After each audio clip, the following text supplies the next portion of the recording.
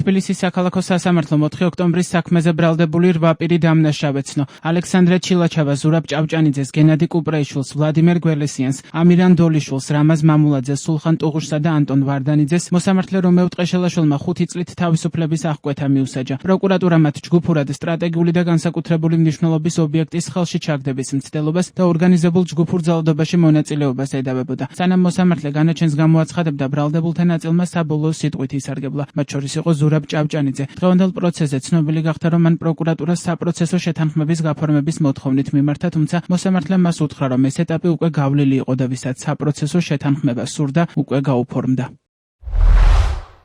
მე მიწოდებენ ბათუმელ მედროშეს, სინამდვილეში ვარ სოხუმელი. ჩემს ბათუმელებს ვენაცვალე სულში. ორჯერ ცხოვრება ნულიდან დავიწყო და ყველა გვერდში დამიდგა. ჩემთვის ნებისმიერი ჩვენგანი ჩემი სამშობლოს შვილები არიან. ჩემი ბიჭების სულებმა არ მომცეს საშუალება გავჩერებულიყავი. 7 თვის განმავლობაში ვალაგებდი რა და როგორ მეთქვა. დედამიწის ზურგზე არ არსებობს ახსნა, როგორ ვარ ცოცხალი დარჩენილი. იმ დღიდან ჩემი ერთადერთი საზრუნავი მხოლოდ სიკეთე, სიყვარული და კანონმორჩილება. ერთადერთი რაც გამაჩნია ჩემი პატიოსანის სახელია. არ ვიცი უნდა ვთქვა თუ არა, მაგრამ ღამე ხილვასავით მქონდა. რას ნიშნავს რუსული მმართველობა ჩვენთვის? მილიონამდე ქართველი მოკლეს, მათი ოცნებაა გრუზია bez გრუზიით. თაობა არ აღზრდილა, საქართველოში ბრძოლა არ უწევდეს თავისუფლებისთვის. ღმერთი სიყვარულია, გიყვარდეთ, ბოროტებას სიყვარული ამარცხებს. თუ აქამდე მტერი დასაპყრობად მოდიოდა, ახლა გასაქრობად მოდის. ქართული გამოთქმაა, გამშველებელს მეტი ხვდებაო, აგერ ვზივარ. სასამართლოში ვთქვი ადრეც. მე სოხუმში მოვკვდი, ახლა ცოცხალი გვამივარ. კი ანათქვამი, ენას ძვალი არ აქვს, მაგრამ არ მგონია ვინმე მთქვას, რომ ბოროტმოქმედი ვარ. ჩვენ რომ შემოგხედავთ, აქ ყველა ჩვენი სამშობლოს პატრიოტები ვსხედვართ, არც ერთი ბოროტმოქმედი არ ვართ. შეგვარჩიეთ პატიოსანი ხალხი, რომელთაც არანაირი დანაშაული არ ჩაგვიდენია. უადგილო ადგილას მოხვდით. ყველა მაპატიეთ, მაგრამ თხოვნა გავგზავნე საპროცესო გარიგებაზე. ჩემთვის ყველაზე დიდი ფასი თავისუფლება ყოფილა. ჩემი მეუღლე ვერც მოდის, ცრემლი არ დამინახავს მის თვალზე. ბოლოს რომ ველაპარაკი, არ ვიცი რა ხდება. რა ვქნა, ვარ პატიოსანი ადამიანი, რაც შემრჩენია და გამაჩნია ესაა მხოლოდ სიკეთე მინდა ყველასთვის. ჩვენი ბიჭებიც ამიტომ დაიღუპნენ, რომ ერთიან საქართველოში გვეცხოვრა.